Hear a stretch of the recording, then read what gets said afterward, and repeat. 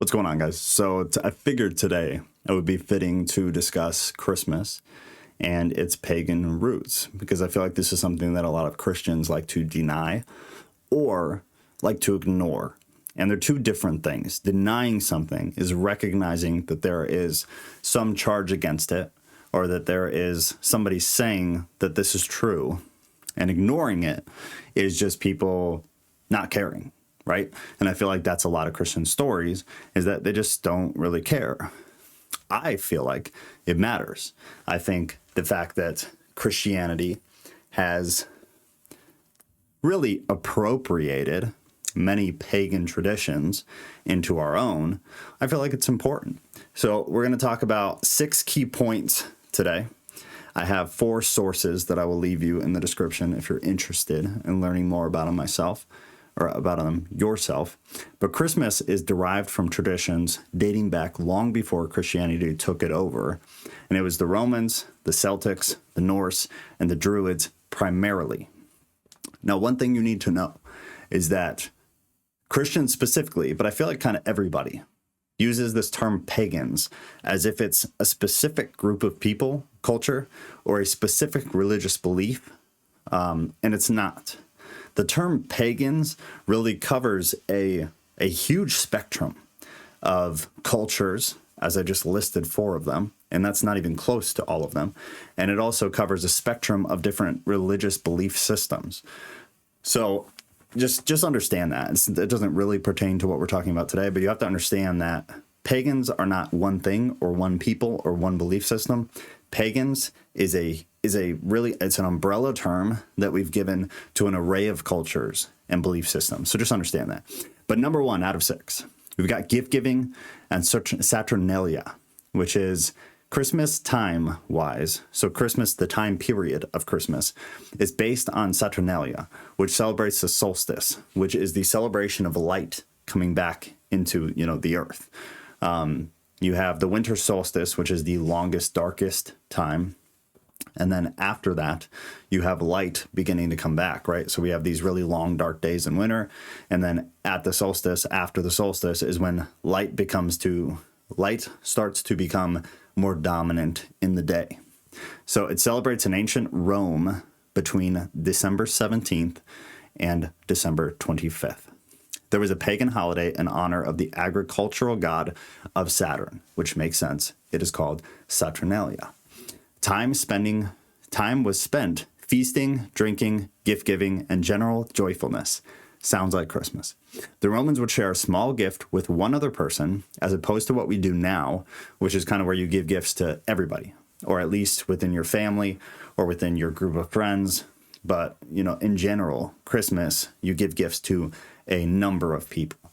Back then, in Saturnalia, they would give one gift to one person generally. A small good intention tradition back then has now turned into a multi-billion-dollar industry now, which is something that I really have a problem with, and it's my only gripe with Christmas, is it's been fully commercialized. It's now about dollars, and it's about us spending money, and it's not so much about what we're actually celebrating, which is bothersome. But I've got something here for you. So the winter solstice was a huge part of pagan life. As they were primarily agricultural people, winter marked the end of the year's harvest and the chance to enjoy the company of loved ones and rest from toiling the fields. Pagans could stop farming through the winter and instead devote themselves to worshiping their various gods and celebrating with those around them. As winter in the northern hemisphere tends to be dark, cold, and extremely hungry, the winter solstice was celebrated to help keep people entertained and enjoy themselves until the sun rolled around again. So again, until the light became more dominant in the days. That is your first point. The second one is going to be Santa's image and Christmas stockings. Now, Santa himself, the character of Santa, who he is, there is so much information. There are so many cultures. There is so much, it's a conglomeration of stuff that has resulted in Santa being who Santa is now, celebrated by Christians and by really everyone within at least American culture, but well outside of American culture. We do not have time to talk about everything that has collectively come together throughout history that has made Santa who Santa is. But maybe next year, or maybe right after Christmas, I'll do the video on that. But it's just, there's a lot of information. If you haven't looked deep into it, it's very interesting. I'd say go ahead and go do it. But here's a really general overview. The idea of an old man giving gifts to children dates back to the time of the pagans. Shocker. Coca-Cola, if you did not know, is actually who created this very red, kind of uniform, commercialized version of Santa that we hold today. Father Christmas, otherwise known as Saint Nicholas, was the patron saint of children, the poor, and prostitutes. Living around 4th century AD, Saint Nicholas was a generous bishop who was known for giving gifts to the poor, sporting a big beard and a long cloak, much like Santa we know and love today. But even before Saint Nicholas, there were... Sorry, my kid's running around. But even before Saint Nicholas, there was another bearded old man called Odin. This deity was worshipped by early Germanic pagan tribes, traditionally portrayed as an old man with a long white beard with an 8-legged horse called Sleipnir, who he would ride through the skies just like Santa's reindeer. During the winter, kids would fill their booties with carrots and straw and leave them by the chimney for Sleipnir to feed on. Odin would fly by and reward children with little presents in their booties, much like we do with Christmas stockings today. The Santa Claus we all imagine in our heads today is a mishmash of the generous Saint Nicholas, the god Odin and Sleipnir, and Coca-Cola's iconic commercialized version of what Santa Claus really is. So we have two specific cultural differences from the Odin and Saint Nicholas that come together, and then we have this Americanized, commercialized version of those two kind of lumped into one thing that was easy to sell, honestly, is what ended up happening. And that's the vision, that's the version of Santa Claus that we have today. But again, a whole video could be done on Santa alone, and we just don't have time for it. Christmas carols is going to be number 3. While the carols we sing for Christmas are undeniably Christian today, the songs you hear today are Christian without a doubt. The tradition itself of going door to door singing to your neighbors comes from another pagan tradition. It was called wassailing. The rather funny word comes from the Anglo-Saxon phrase of wes, heal, translating to good health. Every year, wassailers would roam through their villages in small groups, singing loudly with the aim of banishing evil spirits and wishing good health to those around them. No wassailing group was complete without the traditional drink in hand. It was mulled ale, curdled cream, roasted apples, eggs, spices, and sugar. In the 13th century, St. Francis took inspiration from these happy choirs and started the tradition of Christmas caroling. Is simply not Christian. Number 4, kissing under the mistletoe. I love the history of mistletoe. I find it extremely interesting. It varies through so many different cultures, and it is believed to be and mean so many different things. So mistletoe started by the Druids, who believed it was an all-powerful healing item from a sacred oak tree. I have a quote here from one of the sources that I have, so if you want to read through it, you'll be able to do that. But David, who's the author here, said, if you met someone in the forest, you gave them the sign of peace under the mistletoe. So people started to hang mistletoe above their doorways as a symbol of peace. This was such a powerful symbol of paganism that the English churches actually banned the use of it. Wild. The English churches banned the use of mistletoe because it was such a powerful pagan symbol. It's extremely interesting. Look into it if you want to know more about it. However, everyone from the Romans to the Celts to the Druids to the Norse had a thing about mistletoe. And that's what I was saying when I started this, is there are so many cultures that had this weird thing for mistletoe, and that they, had different meanings for it and different applications of using it. It's really, really, really interesting. It was considered to be a highly sacred plant involved in several pagan rituals. In the Roman world, mistletoe honored the god Saturn. Again, Saturn is kind of the key winter god that we are discussing with all of this. So it's going to keep coming around. To keep him happy, they would perform fertility rituals. Now listen to me, because this is crazy. Mistletoe, back with the Romans. So today, mistletoe, we hang it by our front door in the hallway or whatever. When mom and dad get under the mistletoe, they give each other a kiss, right? Well, the Romans would take that to very saucy levels, right? So it was literally a fertility ritual that when they were underneath springs of mistletoe, it was sexy time, right? They would get intimate. Now, we've obviously dulled that down quite a bit to make it more politically friendly, more pro-social, however you want to say it. And now we do just a little smooch, a little bit of kissing under there. But the Romans, it was much more. It was fertility ritual to the god of Saturn. So it was a lot more. And they had a lot more, obviously, religious belief behind that. We've certainly toned it down quite a bit compared to that. But we've toned down pretty much everything, so it kind of makes sense. That's it for mistletoe. Number 5. We got one more after this. Decking the halls with holly. This one will be quick. Holly was another holy plant connected to the god of Saturn, Shocker. During the Saturnalia holiday, Romans made holly wreaths to exchange as gifts for good luck. So even the Christmas wreath is not a Christian thing. At the time of Saturnalia, early Christians began to celebrate Christmas. However, they were often persecuted for practicing their new religion.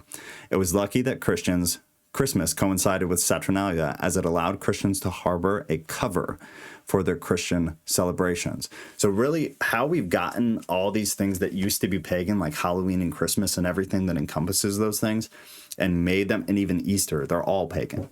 How all of these things went from being pagan to Christian, to dumb it down, was really for 2 reasons. You had missionaries that were going out trying to bring people to Christ, right? And so they were appropriating pagan traditions, holidays, practices into Christian ones in order to convert pagans to Christianity. The other big reason was, as I just read, it was kind of a cover for them to be able to practice Christian traditions, in making pagan ones their own, but to be able to worship God in a Christian way, or in a Christian belief, in order to not be persecuted. So it was kind of like a sly way of having traditions towards Christ and towards God in a largely pagan world and society. So those are kind of the 2 ways that all these pagan things became Christian way back when. Number 6, Christmas tree decorating. Besides feasting, drinking, and exchanging gifts during Saturnalia, Romans also hung small metal ornaments on trees outside their homes. Each of these ornaments represented a god, either Saturn or the family's personal patron saint. Early Germanic tribes practiced a similar tree decorating tradition, this time with fruits and candles to honor the god Odin. There's Odin again. He's involved in much of what Christianity has kind of appropriated throughout the winter solstice. Christians seem to have merged the tree decorating with ornaments, candles, fruits to make Christmas tree decorating one extravagant holiday. So again, it's not ours. It's probably the most beloved thing about Christmas is going and getting the Christmas tree, bringing it into your house, and then decorating it with, all these cool ornaments and cute ornaments and the lights and everything like that. Just understand, it's all pagan. From the Romans to the old Germanic tribes that practice these things. It's our own appropriation of those rituals from way back when that now we've just kind of made our own. And so now it's something we practice. Those are your 6 points. But real quick, when Christmas was canceled, if you did not know this, it's very interesting. There's a lot of information about it. Again, can't go into all of it. So very brief description, but if you're interested, it's very easy to find. In the early 17th century, a wave of religious reform changed the way Christmas was celebrated in Europe. When Oliver Cromwell, not a great guy, and his Puritan forces took over England in 1645, they vowed to rid England of decadence, and as a part of their effort, canceled Christmas. They canceled Christmas. By popular demand, Charles II was restored to the throne, and with him came the return of the popular holiday. The Pilgrims, English separatists that came to America in 1620, were even more orthodox in their Puritan beliefs than Cromwell. Lovely. As a result, Christmas was not a holiday in early America. Most people do not know that. It was not a holiday in early America for these reasons. From 1659 to 1681, the celebration of Christmas was actually outlawed in Boston, specifically in Boston. Christmas was against the law in Boston in from 1659 to 1681. Anyone exhibiting the Christmas spirit, anybody acting with the Christmas spirit, was fined 5 shillings. Incredible. By contrast, in the Jamestown settlement, Captain John Smith reported that Christmas was enjoyed by all and passed without incident. So it wasn't everywhere, but it was certain places. It's still incredible. After the American Revolution, English customs fell out of favor, including Christmas. In fact, Christmas was not declared a federal holiday until June 26, 1870. That is not that long ago. 1870 was not that long ago. I know it seems like it was, but it really wasn't.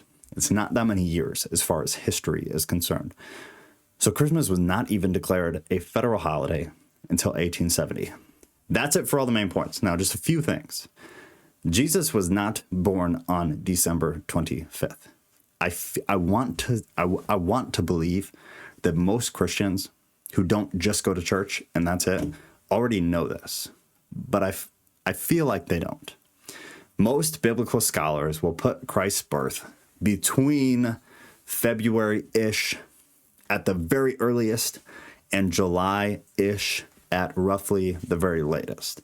So either late spring to kind of early to midsummer is when most scholars will place Christ's actual birth. But still, we don't really know. But that's the most accurate that you're going to be able to find.